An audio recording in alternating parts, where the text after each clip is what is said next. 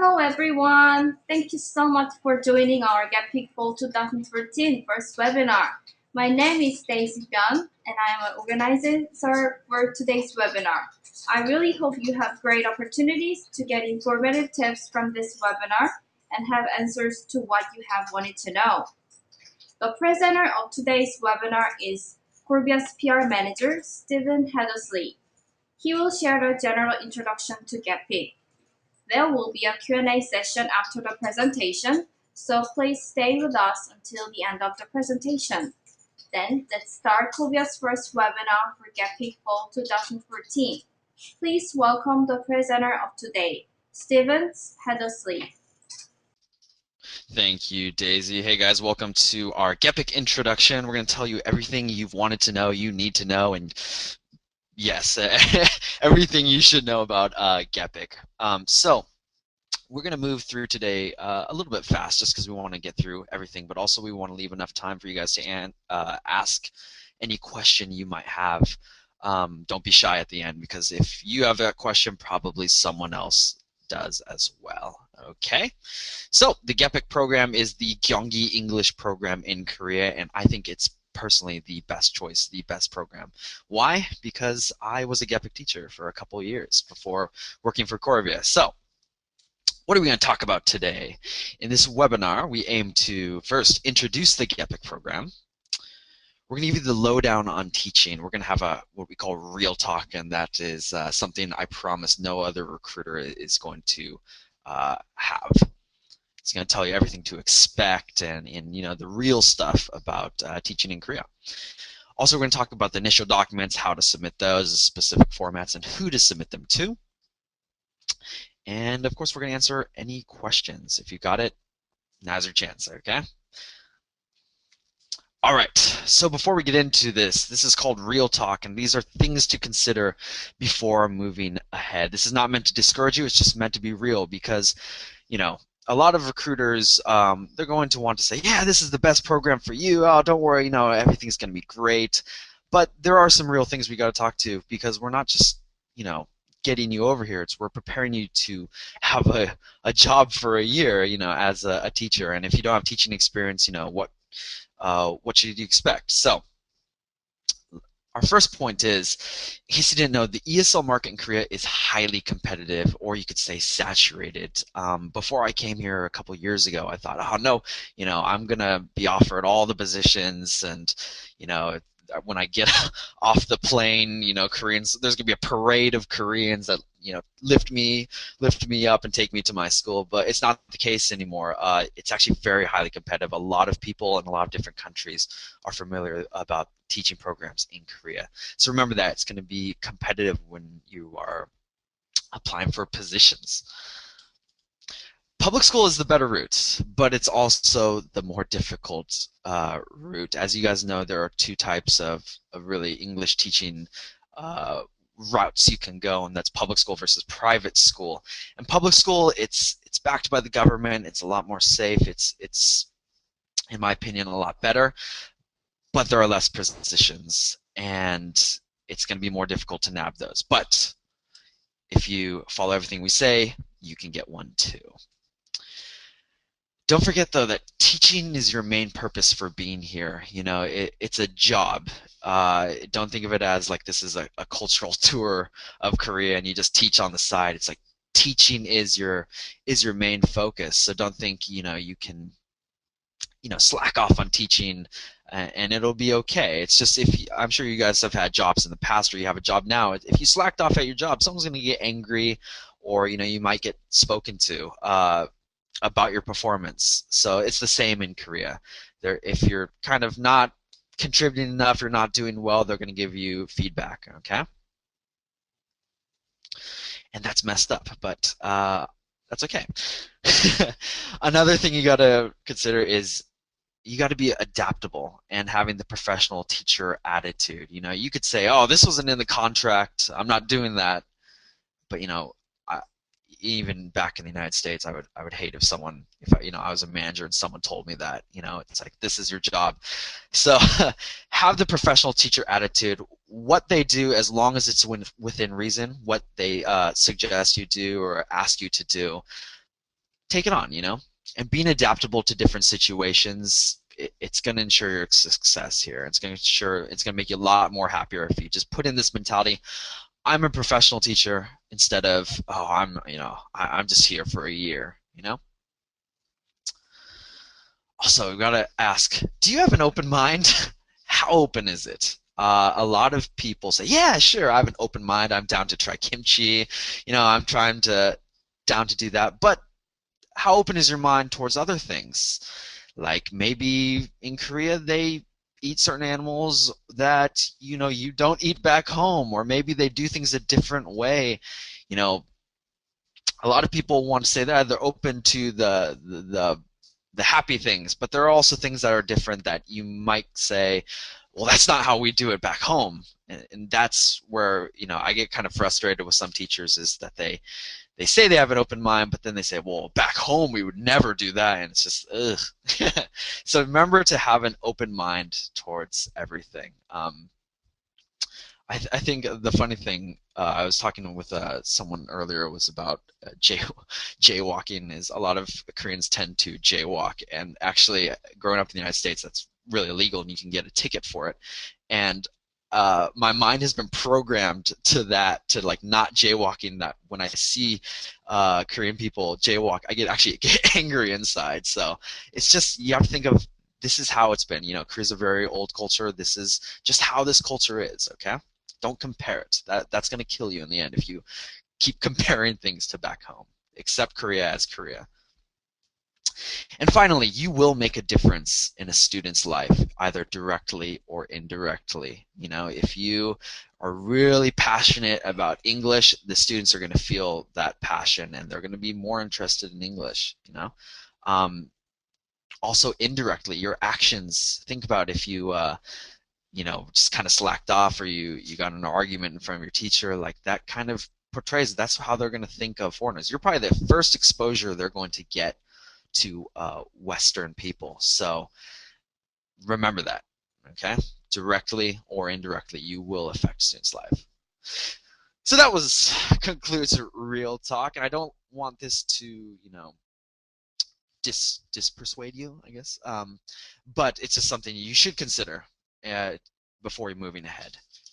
Okay, so now I want to tell you why I think GEPIK is the best program. After going through all that kind of real stuff, GEPIK is the best program because with GEPIK you are applying to individual schools and once they accept you, you know exactly where you're going, which gives you the time to research it, the area, possibly get in contact with other teachers in that area to ask, and get involved with that. Whereas a lot of other programs, you're kind of just applying to the general program, and then they filter you in where they can, so you don't know. One of the most valuable things that happened to me was I got in touch with, I believe, someone that worked in the same city that I knew I was going to, and they just told me, everything I need to prepare about the area, what there is and what there is not, what to bring, and it made my life. I think we sent like 20 emails back and forth, but it took the anxiety way down for me. Okay? So where is Gyeonggi-do? Gyeonggi-do is the suburban region of Seoul. A lot of people live here, and if you look on the left, it's the same color as Seoul, so that might make it a little confusing, but it pretty much surrounds Seoul. Now, why is this great? Is because a lot of people, when they apply to come to Korea, they always say, I want Seoul, I want Seoul, I want Seoul. But, yes, Seoul is cool, but if they're coming with friends, it's really hard to get people into like the same city or the same location. But the cool thing is, with Seoul being right in the middle, it's really easy to meet up with your friends on the weekend or after school, because it's in that center point. I do that all the time. We have friends living in, on the outskirts, close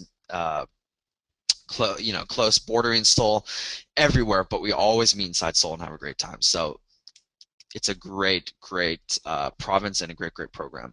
And the reason why GEPIK is separate from EPIK is because the Gyeonggi region is so large. So now we got to talk about what kind of living options are there, and it really comes down to recruiters will call rural versus metropolitan, but actually I don't like to say the word rural because rural in my head I think of like a barren, desolate like farmland, just fields and fields, and if you need to go to the store, you have to get in a car for 2 hours, and that's not what Korea is like. Korea is not that big. You can travel across the entire country in about 5 hours. Okay, so nothing's ever really too far. So I like to call it non-urban. I think that's a more accurate term, but rural is probably more common. So there are benefits to both metropolitan and non-urban. Benefits to metropolitan: greater access to things you're familiar with. Maybe find the salad dressing you grew up eating, or all those things, the certain spices. Also, metropolitan has more rapid transportation, nightlife. It's key for some. International food options, if you like, eating Indian food or Vietnamese food. Yeah, metropolitan areas will have that. And also shopping. Shopping is a big thing for a lot of people. But now, what about non-urban? Well, funding is more regular. Metropolitan areas have been losing their funding for the past couple years, actually. And most positions now are in the non-urban areas. So funding is more regular. If you were looking to stay in Korea for more time, for a year, or keep renewing, non-urban is definitely going to be the way to go. Non-urban, you also get a larger apartment. I always compare this to, I lived in Bhutan, and I was comparing my apartment to my friend that lived in Seoul, and his his apartment was literally the size of a closet, of a larger walk-in closet, whereas mine is like 2 floors and things like that. So non-urban areas will have larger apartments. Also, you get a rural allowance of 100,000 won extra just to help you out with travel if you choose to travel around to explore. So that's always good. And my coworker Ashley wrote this one down about the celebrity factor, is that in the metropolitan areas there's a lot of hagwons, so people are used to seeing foreigners walking around, but in these non-urban areas you'll probably be the only foreigner walking around in that specific area, so people will maybe be wowed by you and want to talk to you and remember you, and you'll become a little bit of a celebrity. Also, non-urban areas have more relaxed schools, and they're also a lot more open to newer teachers. When I first came to Korea, I interviewed with 2 different schools, and one was in a really urban area. It was Ilsan, I believe. And I remember having the interview, and the interview with that school and the school I ended up choosing was completely different. That school, you could tell, is a more affluent area, and they said, okay, you're going to be expected to do this, you're going to be expected to do this, you're going to have to do this, do this. I was like, okay, well, wow. And then the other school I interviewed with just said, we're just so happy to have a native English teacher finally. And that was it. And I chose that school because I just felt the mood was going to be a lot better. I was going to enjoy it. Okay? So let's talk about the job itself and school life. When we were making this presentation, I originally had this listed as bullet points, but I thought, I'm going to get rid of this. I think it'd be a lot more effective if I showed you actual pictures from when I was teaching of the things I was going to talk about originally. So, first of all, make sure you do your research about the location you're going to. This was the Wikipedia, the only picture I had back then of Bucheon, and I was like, okay, it looks a little cloudy. I can't tell if it's big or if maybe that's the biggest building in Bucheon. I wasn't sure, and I was really freaked out about that for a while. And then I arrived, and this is what Bucheon turned out to look like. So a lot of times these cities, do your research on the area you're going to, because you'll find out someone might say, oh yeah, that's rural. Seoul people, this is Bucheon. Seoul people make fun of me a lot for living in Bucheon. They're like, oh, what's out there? And so I had this feeling it's going to be really small, but it's actually really big compared to what I was used to back in California. So this is my co-teacher. She was a really funny lady. And actually, in the back of her, this is what they call smart boards, and this is how pretty much you teach off of did I just repeat of? It's like a digital version of your textbook, and it has the ability, it's touch, so you can access like interactive parts, videos, interactive games, and all that stuff. So in case you guys were wondering, you're going to have a digital version of your textbook as well as a physical copy. Anyways, the relationship with your co-teacher is extremely important because they are kind of your representative to the school. So if you have a problem or you need something worked out, anything administrative wise, they're your representative, because unless you can speak Korean, you have to go through them, because usually they're the only person that can speak English well enough to relay what you would like. Okay, so relationship with them is extremely important. Work extremely hard to be their, to be good friends with them. She was funny because during break she would always play with a Rubik's cube, and sometimes we would compete. But yeah, that brought us like a little bit closer together, and to where we would just have fun together, and that was really important. This is what my classroom looked like, and this is probably similar to maybe what your classroom will look like. Those are the desks without students, and these are the desks with students, and you're probably going to have about 24 to 30 people. This was a little bit larger class. By the way, this is half. So they're going to be all staring at you like that with their textbook that they bring every day. As for your actual teaching schedule, this is what we had posted in our room, and let's zoom in on that. A lot of people ask, oh, well, how are classes going to be set up? What 6-2, 6-3 means is sixth grade, second class, sixth grade, third class. So obviously 5-2, 5-1, fifth grade, second class, fifth grade, first class. And so we had it labeled like this so you can see. If you actually were to count all these up, you'll find it's 21, and that is the teaching hours is 22 hours per week. That's what you're limited to. Anything over that is overtime pay. But this is just how it's set up, and this is how they manage your schedule. So actually, came in at 21 hours, so they made me do another class we didn't put on this board. It was just like a class with third graders, but usually we only taught 4 through 6. So to make up for that 1 hour, I taught another class. But this is generally how it is, and you'll have something like this. So you can see your schedule. Going back, this was the only picture I had, but the textbook and the CDs. We had you might be required to do other things outside of regular teaching, and one of them is weekly English broadcasts that they air over the TV. And I'll tell you, I killed this.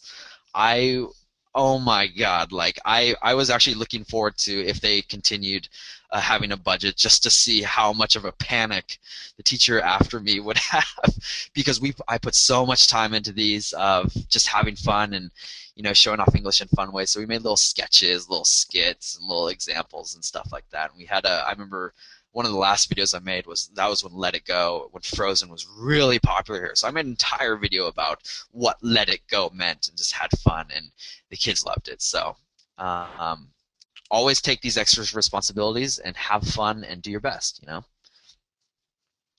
This was the school lunch we ate. Remember about the open mind thing.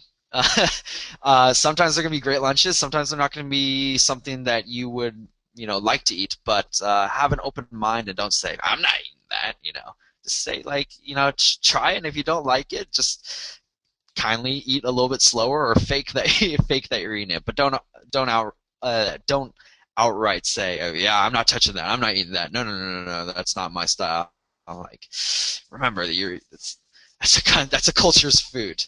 And in case you're wondering, on the top left, that is a sugar-coated waffle, which I thought was kind of random. This is a teacher's retreat that you guys might have. Actually, not a retreat. This was like a little teacher's trip. And the funny thing, my point is, try your best to be open and make friends with all the other teachers, because they're going to be scared to talk to you. They're very nervous about demonstrating their English ability. But try your hardest to have a smile, always bow and greet them, and become friends with them. This particular incident, our principal he said to us, I'll let you guys have, after your classes are done, I'll let you have the rest of the day off if you guys bond. And so we conspired together, and we just took a picture of ourselves bonding, of this quote bonding time, and then we all left because we had things to do. But it was fun doing that, and I kind of miss that time. So remember, being close with other teachers is also a key way to make your school like you. And this was just the view from my classroom outside. As you can see, it's definitely a lot of buildings. And this was the last picture I took, I believe, of my students, and it was really hard. Like I said, you will make a difference in their life, and I'll miss these kids. They're all in middle school now, but it was a lot of fun teaching them. Okay, so we're going to hurry through this because I think we're going to be running out of time soon. But just to go over that key information, there's three types of schools you can work at. You can specify elementary, middle school, and high school. And generally, though, the most positions now offered by GEPIK is elementary schools. Your working hours are going to be 8:40 to 4:40 p.m. generally, which is great because that gives you the whole rest of the day to do anything you want. Exercise while it's still light outside, meet up with friends, have dinner with friends.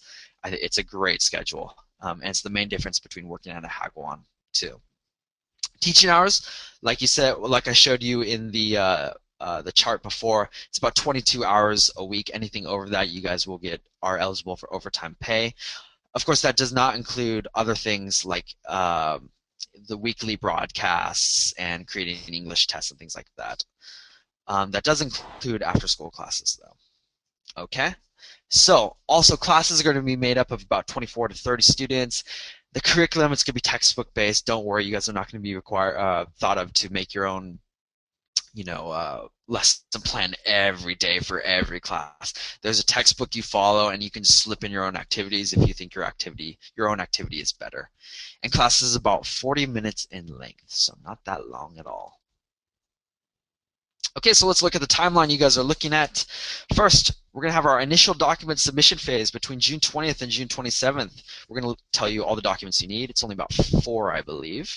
After that, they're going to shop around for you, and you guys are going to get an interview sometime in July.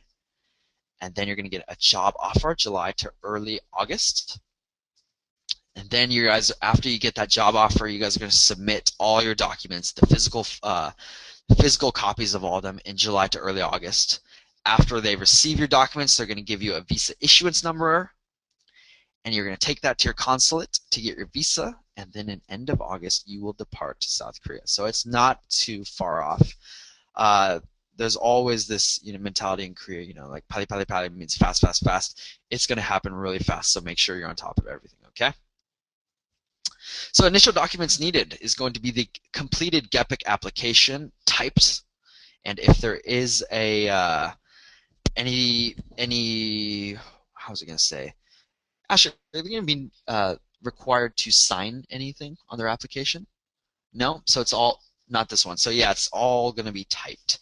You're going to need passport-sized photos, 2 letters of recommendation written by an academic source or a previous manager or current supervisor, and an introduction video.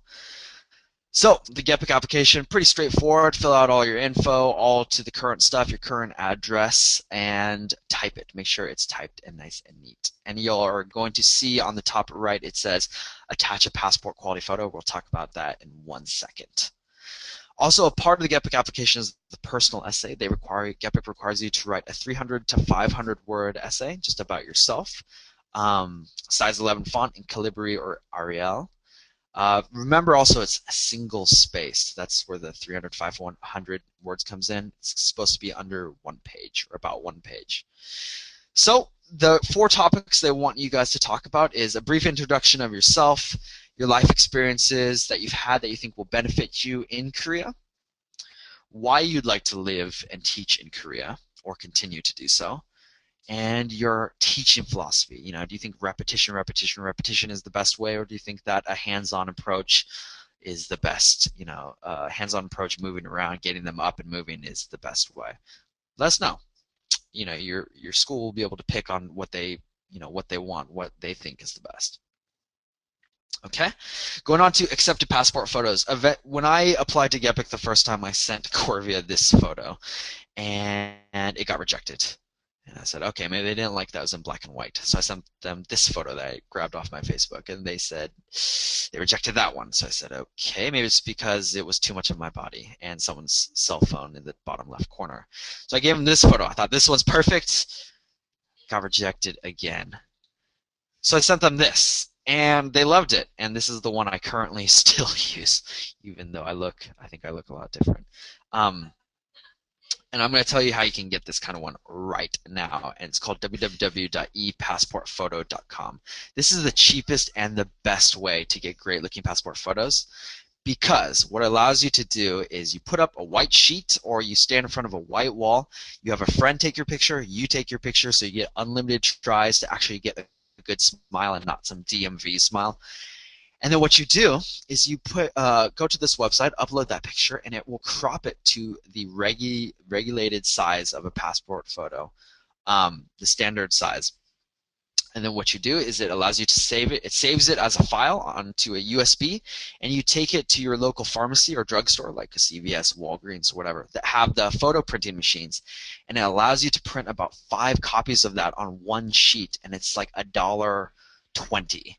Whereas last time I was quoted 2 official passport photos at Walgreens, it was like $20 for 2. And you need, while we only require about 2 passport photos, 1 passport photo, I recommend that you have 5, because when you come here, when you apply for your ARC card, you need another one. Sometimes when you apply for service contracts like internet or telephone, they require one. So make sure you have enough as possible. And this allows you to get, potentially 10 for $2. So it's a steal.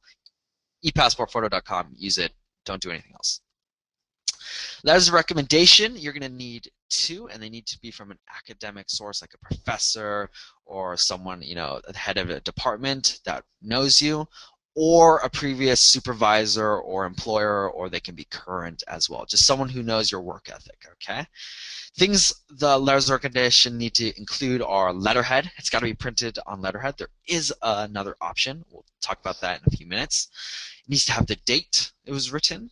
Letters of recommendation cannot be older than 2 years, I believe, right? Correct. Also needs to have the title position of what the person writing it, their relation is to the company or to the school. Also the contact information, their email and phone number, so that we can check these sources. And also the ink signature. It can't be the digital Wacom tablet. It's got to be a physical ink signature. Okay. If they won't print on letterhead, my school didn't either. That they only did that for official employees or whatever. GEPIK does permit a business card of the writer to be included.